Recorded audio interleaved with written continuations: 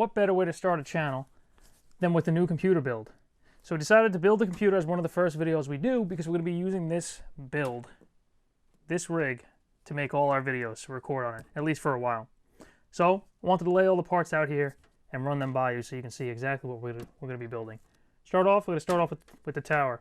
It's the Lian 011 Dynamic XL, which is a full tower. Pretty nice, looks pretty good. It's got a front-facing glass, so it's got a glass panel on the front and side, which means no front intake, but it's got 3 fans on the side here.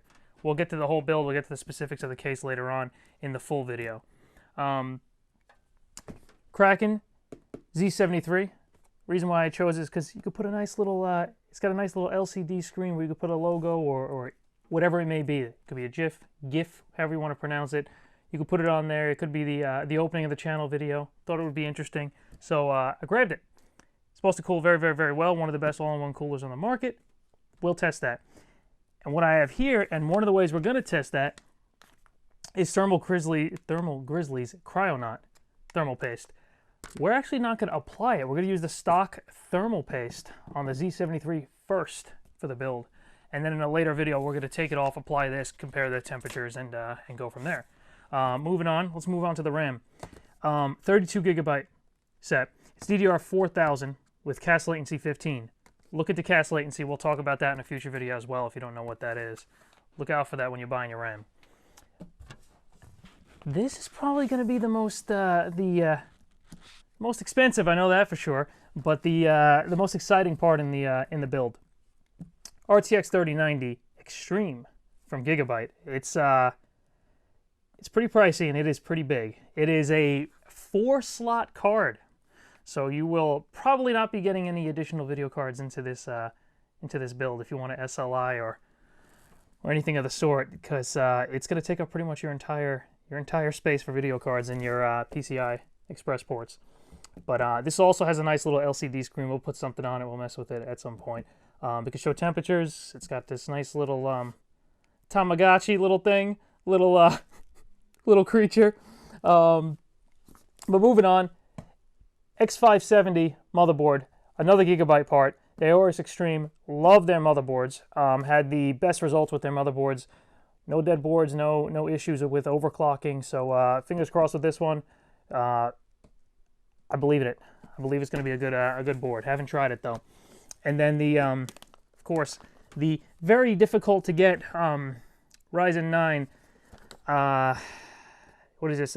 16 core, correct? Yeah, 16 core AMD Ryzen 9 5950X.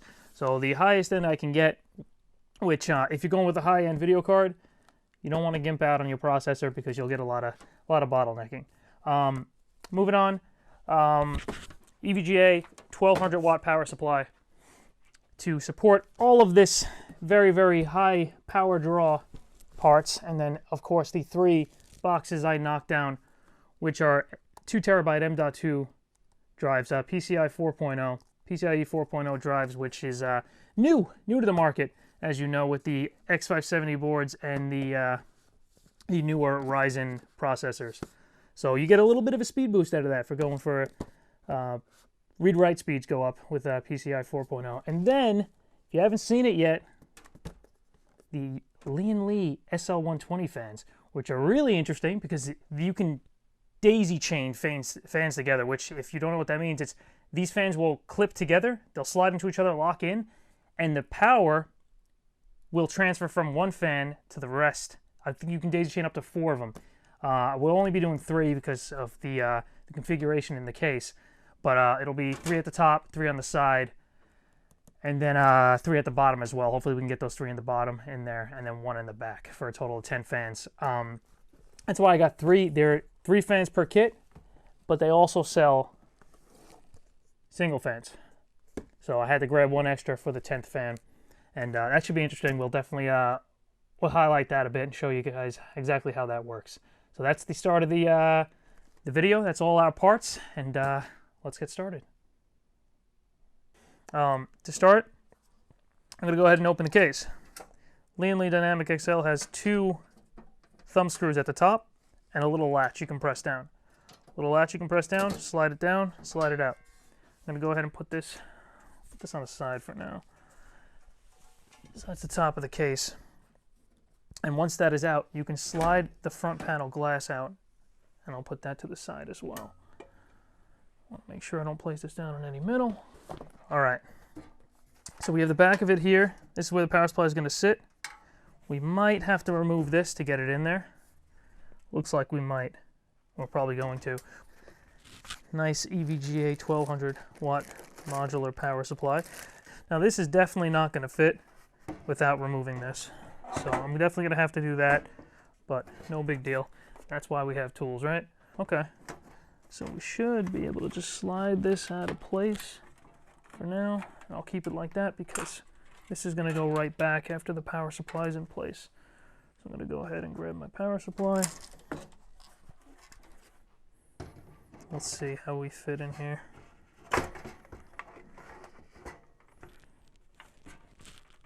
All right. I have to go the other way.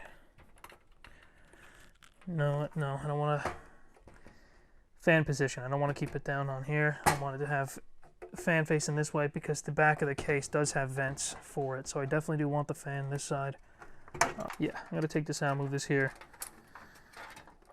Because I can't tell you how many times I put stuff together and had to take things out because I didn't think I had, had to get a cable or wiring or run something that way that I could have done if I thought a little bit. Better though. There we go. So as you can see in the back of the case here, power supply is coming out. It sits nicely, and then we're going to go ahead and mount that. All right, with the power supply installed, our next step is going to be the motherboard with the 3 M.2s and the processor. We're going to install those into the motherboard before we even put the motherboard into the case because I feel it just makes things easier. Before I move on to that next step, I know you guys are going to complain if I don't show you the anti-static wristband. Yes, it is attached, and I know some people are a little anal about those. You don't necessarily need them, but better safe than sorry. Nice boxing, nice motherboard. It's one of the higher end boards, so you usually get a nicer box, nicer accessories. Okay, so next step is going to be to find our M.2 slots, right? So we should, I'm going to guess 1, 2, 3. That's probably what it's going to be. Let's start with the top one first. Let's take a look. Yep, that's where our first M.2 is going to go. And it looks like we do have thermal pads that do have a protective plastic cover. So when installing these, it's just like RAM. You just got to make sure you're installing it the right way. You're only going to see this plastic notch on one end. It's actually quite much easier than it is RAM. RAM, the separator is almost in the middle, so it's a little hard to see. This is definitely more towards one side. So M.2s are pretty simple to install. You're going to go ahead and just slide it in like this. And that is actually installed. That will function like that. You shouldn't keep it like that, but that will function. So if we press down like this, you will be able to put a screw in here. So they gave us some standoffs here, and the reason for these is when you screw down the M.2 all the way down, it doesn't make contact with the bottom of the heatsink. I already removed the plastic here, but it doesn't make contact. So we have standoffs here, and of course this is a bit of an adapter because now these smaller screws will actually fit. So that's what those are designed to do. So I'm going to go ahead and hand tighten this a little bit. It'll tighten the standoff just a little bit. Don't go too crazy hard with these because the PCB, which is what the motherboard's made of, they're still a little delicate. So this should now fit. Haven't tried it, but there we go. Okay. And again, those don't need to be too tight either. So we're going to go ahead and place this down, and let's see if we make contact. We do. We got contact.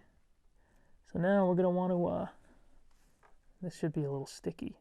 Yeah, I can barely lift it up now. It's actually quite sticky, which is good. That's what we want. That means it's making full contact. All right, next one. So these two should be covering the other two M.2 slots. This is strange here. It looks like this is angled here to cover this. So that's okay, so it slides in there a little bit. Look good. We're gonna go ahead and put this in here. And bam. So you definitely want to give it a little push, make sure it slides in there. It's a nice way to gift something. All right, so we got both our M.2s there. We're going to put both standoffs in place. All right, so we're gonna go ahead and remove the little protective plastic on top of the thermal pads. And we're gonna go ahead and try to slide this back in here. Yeah. All right, we're good. M.2's in place.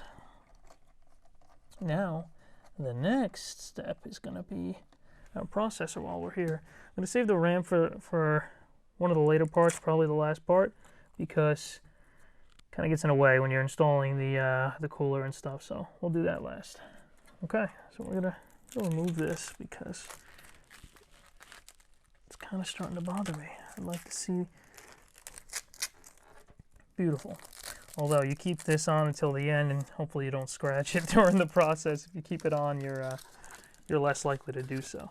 This box definitely a little cheaply. Not that I really care, but it's definitely a little on the cheap side. It's just a big empty box with some filling, I suppose, to keep the processor up against the side wall of the case so you can see it. Because these boxes they're generic for the 5000 series. All it has on here is the 5000 series. Nothing about the specific processor model until they put the label, the 5950X. So they're all the same. So when you're looking into this box, you want to make sure you're seeing the processor that you're buying. Grab this bad boy. One thing you want to be careful of is the pins down here. AMD processors have pins on the CPU, on the processor itself, but Intel has the pins on the motherboard. So that's one of the differences. So what we're going to do is we're going to press on here. We'll press on this metal bar and kind of peel it out a little bit and lift it. That'll slightly move this plastic a little bit. And we're going to look at this processor, and you're going to see a little symbol here that points to a corner.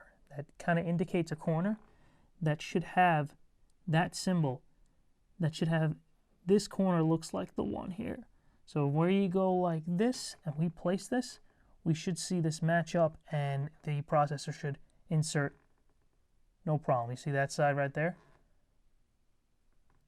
You see my cut finger? Right there is that triangle, and you can actually see that triangle right here. It might be a little hard to see, but you see that and you can match it up. Again, be careful with the pins. You do not want to bend these. So there we go. We're in now. And if we go like this, it's going to slide the CPU just a hair. You won't even see it. And it locks in like that. So motherboard, we've installed the M.2s. We installed the processor. We're going to move on now to the fans. I moved the motherboard away, grabbed 7 fans, 3, 6, 7. Now, one of the things I want to do with this is install the 3 fans here. Like I said earlier, this has a front glass panel here that we removed. So you can't put fans in the front like your standard cases, but you put them on the side intake. So before I even start messing with that, I'm going to pop off these brackets here for your SSDs because we're not going to use them anyway. So we should, might be a little more difficult than I want it to be, but oh no, that's pretty simple. So it's got these little squeeze kind of clamps here. Oh, there we go. So 3 of them out. We're going to go ahead and grab our 3 Lian Li fans. Now this is where things get a little interesting because, like I said earlier, these can daisy chain, these fans. And these, I know this is probably your first time seeing something like this. If you haven't seen these fans before, probably like, what the heck is that? Well, that's your connector, your power connector and your fan connector that it will deliver power to one fan and then to any additional fans you have daisy chained. I'm pretty sure the limit is 4. But again, we're only going to be running up to 3. Go ahead and take this out. And there's your fan. It's got a nice rubber to stop or reduce vibrations. I'm going to show you first how these couple together. So you'd want to look for this spot right here. So that's going to connect to the other fan's more flat one. So these pop up a little bit, and they're going to clip in. It should be pretty simple. I'm going to do it like that, and then slide them in. And this one I want to install the opposite way, push it like that. And that's it. All three of them are coupled together. Like that. Yeah, that's it. That's it on the end. So there we go. Look at me all cut up. So we're in. That should be it. So let's see if this is easy to slide off. Yeah. So I'm going to go ahead and metal connectors touch each other like that, slide in, and lock on. And we're going to go here because this is going to be intake. I'm going to route the cables through this side here. Unfortunately, in my opinion, the ugly side of the fan has to show here because this is a prettier looking side, but I really don't want to make this an exhaust on this side. So this is going to be an intake here. One thing about fans, by the way, you want to make sure you look into is static pressure. There are high static pressure fans, which means that the airflow will be a little more centralized in the fan, and it'll have more force to push through smaller holes, smaller gaps, like radiator fins or any case that might not have the biggest holes for your airflow. So high static pressure fans will work better in those situations versus high airflow. These are supposed to be pretty much the best of both worlds. All right, so I got the three fans connected. This is going to be for the bottom. Bottom of the case, this is also going to be intake. So we're going to have the fan set like this. I'm going to pull air in. And now to mount these fans to the bottom, this bracket can be removed to make the installation a lot easier. We're going to mount these fans right to here and then put that back. Yay, simplicity. Let's say, uh-oh, put it the other way. So we're going to want to put that in like that and then drop it down. These latches should be able to just latch in there like that, and then the two screws to hold it in, which I definitely appreciate because I don't want those latches popping out. So we're going to go and pull this back a little bit and route these cables this way. All right, so the bottom three mounted as intake. This solo fan is going to go in the back here, and this is actually going to be exhaust. It's going to be the first exhaust fan we're putting in here. So we're going to go ahead and mount this right to the back here, like so. And we're going to route these cables to the top here because that's really our only place to route them is through the top right here. Looks pretty good, I think. I'm going to lay down the case, and while it's on the side, I'm going to put that dust filter that we removed earlier in the video back in place. We're good there. So one of the things that you want to have in your case are standoffs. These little things are called standoffs, so the motherboard sits on top of them and not on the case itself. So not all cases come with them. Not all cases come with them pre-installed, but they should come with them in a box, like the accessory box with screws and all that stuff. You should have standoffs, so you want to make sure you put your standoffs in there before you're mounting your motherboard. Another thing is making sure that the standoffs actually match what you need for your board. I'm going ahead and checking all that, and it looks like it all lines up, and there should be an extra one under here. One other thing is, when you are building your computer, I know this is probably basic stuff for some of you guys, but there's something called an I/O shield. It's not called a brace, if you get that joke. It's something called an I/O shield, where you put it in the, you'll insert it into this slot here, this socket opening, whatever you want to call it, on the back of your computer, and then you slide your motherboard in place. This motherboard has it built in there. It's already got there. So I'm going to go ahead and put this in place. So I'm going to go start here. Like I said earlier, you don't have to go super tight. Don't go crazy tight and snap the PCB on the motherboard. That would be pretty bad. You don't have to go from corner to corner like you do a processor. It's just a habit of mine, just so it doesn't slide or anything. So this is going to be a little sticky. The thermal pad, yep. I was just going to say the thermal pad might stick to the M.2. It's not the end of the world if that happens. Just kind of do exactly what I did there, where you kind of peel it back and let it fall back on the place. Try to grab it from the back of it, place it back down. So we decided not to go with the radiator next because we might run into a bit of a space issue at the top of the case when we install the radiator. We might not be able to pass through some of the power cables we need, so we said, heck, let's go with the cables first. So, starting off, motherboard power cable here. This is it's needed for every build, but this motherboard did an awesome job. They actually installed this on the side, so well done, Gigabyte. They kind of did it on an angle here, so when you plug this in, you can go straight into here and not have to go, you know, up then down. It's a tighter turn, but it makes your cables look a little cleaner. Those are our CPU cables here. CPU cables, but we're going to need another set of them. There they are. Now here's the question. Which end does the power supply want? And it shouldn't be universal. It should have to go one end. So if we take a look, it's going to definitely be difficult to see.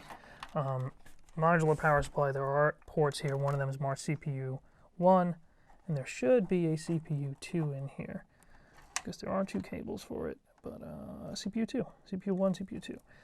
It's probably going to be the full 8-pin.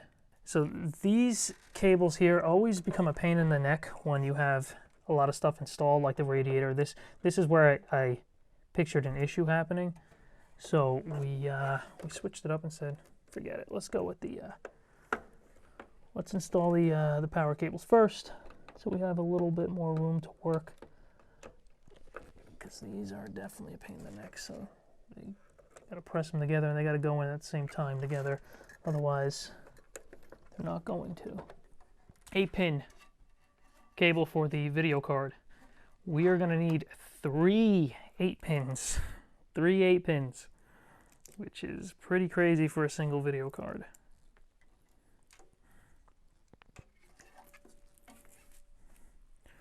And we're definitely going to come down here, especially because of the size of the video card. It's going to run pretty much down here.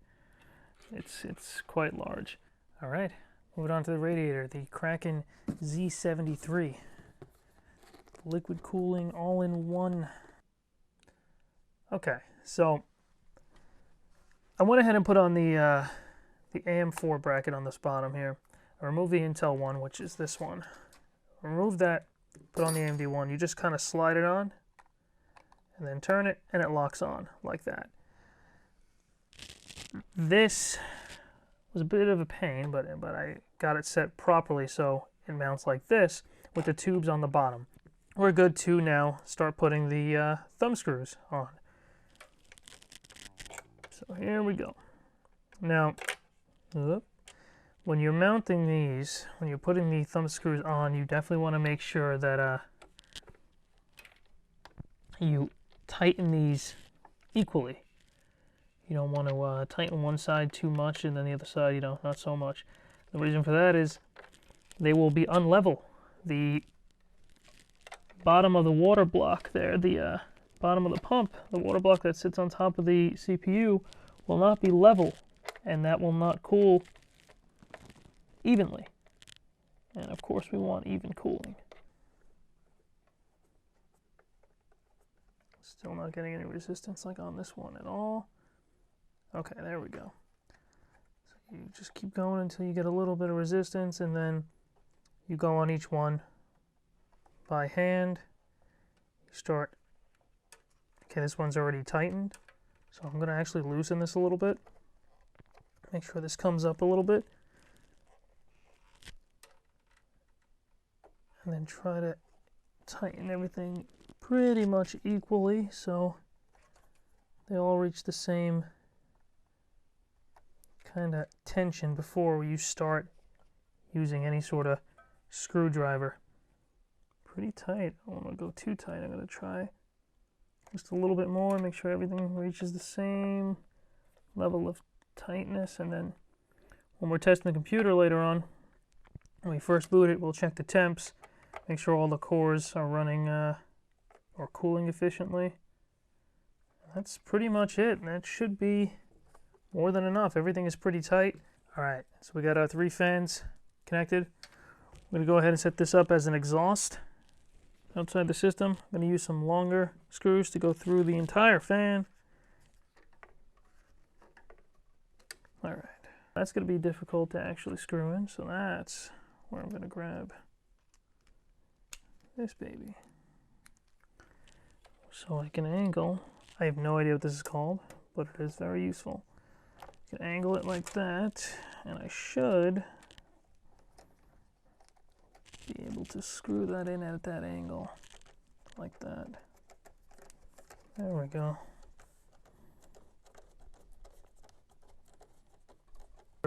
Okay, one last thing I wanted to show before we start doing the cables is, found down here, there's this plastic little cover for the motherboard.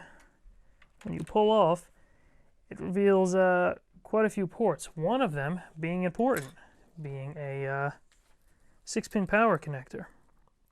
That powers the, you don't need it for every motherboard, but that provides power to your PCI lanes, and your M.2s, the 3 M.2s we installed earlier, use that power as well as the video card.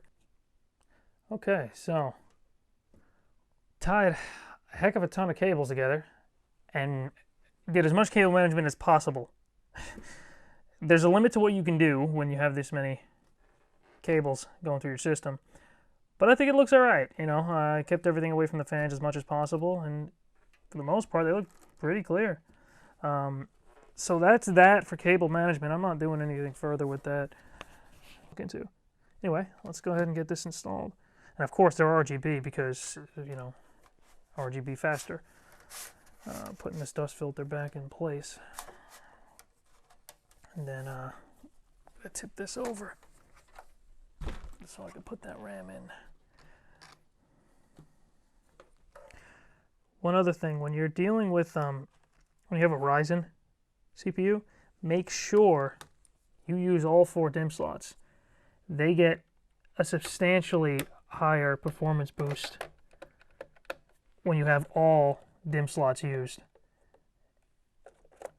Intel, it's not as much of a gain. You know, you can still get a gain, but AMD is just a pretty substantial increase when all 4 DIMM slots are used. And you're not going to find a motherboard for AMD with 8 DIMM slots at this time.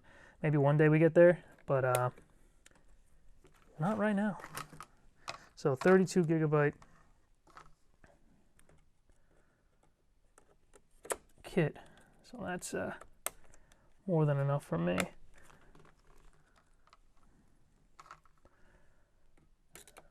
All right. And we are good with the RAM. Now, we'll move on to the last but certainly not least section of the video.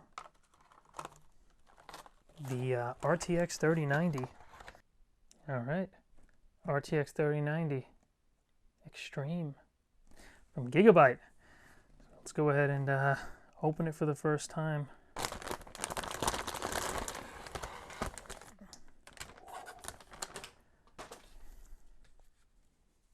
Ooh,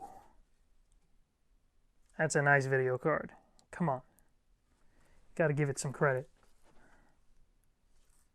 Thing's massive, but the performance and the cooling is supposed to be top-notch, and I heard the coil line is non-existent, which is something I've experienced a whole ton with previous cards, so I would definitely appreciate that.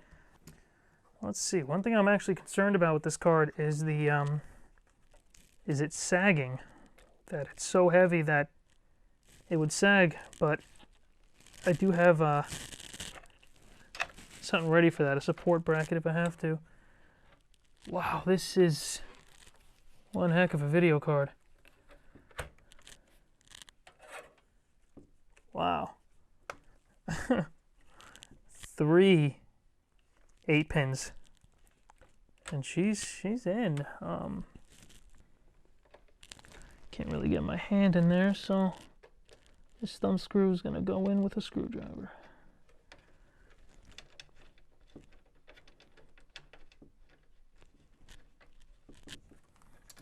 So let's go ahead and one thing I don't want to do is block the screen with these, you know? I don't want to do that. I really want to come across, which might be difficult. Let's get this baby connected.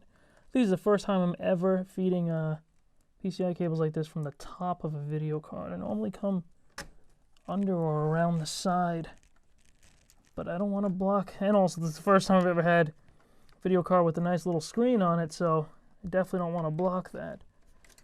Gotta show it some love. Gotta respect the screen. Alright, this one should be a fair amount easier. Yep, that was very simple. Okay, pull these back just a little bit here. Let's see what I can do to kind of clean up the look just a bit. Honestly, I don't think it looks that bad. Cables kind of match together, you know? Not bad. All right, our first test. Let's see what happens. Fingers crossed. That's what I was concerned about. But in the software, I might be able to turn that, and we should be good to go. But besides that, we have 3, 6, 9, all 10 fans are going. We got the little Tamagotchi egg hatching over there. It's growing up. It's entering the world for the first time, just like this rig. RAM's looking good. I'm happy. Overall, so it was a pretty damn successful build. We'll do some benchmarks and we'll see how this thing performs.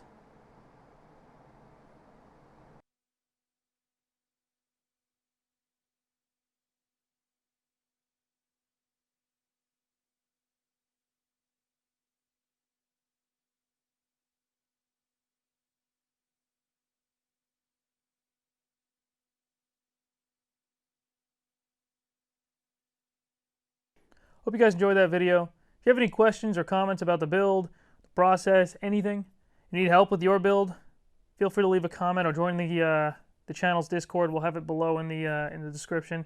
And then, as always, remember to like, subscribe, hit that little bell if you want the notification for when we drop a new video. And one thing before we go, you may have noticed a little something in the corner of the video during the recording. I'm going to go ahead and grab that. To celebrate the launch of the channel, we're going to be giving away this bad boy. RTX 3080, PNY, XLR8 gaming powered by PNY, triple fan, and all that stuff. All that good stuff. So if you want to enter, you want to win this thing, take it home, head to oathboundgaming.com. Our website will have a ton of content, videos, all links to any social media if you're into that stuff, our Discord, and of course the giveaway. So thanks for watching. I'll see you in the next video.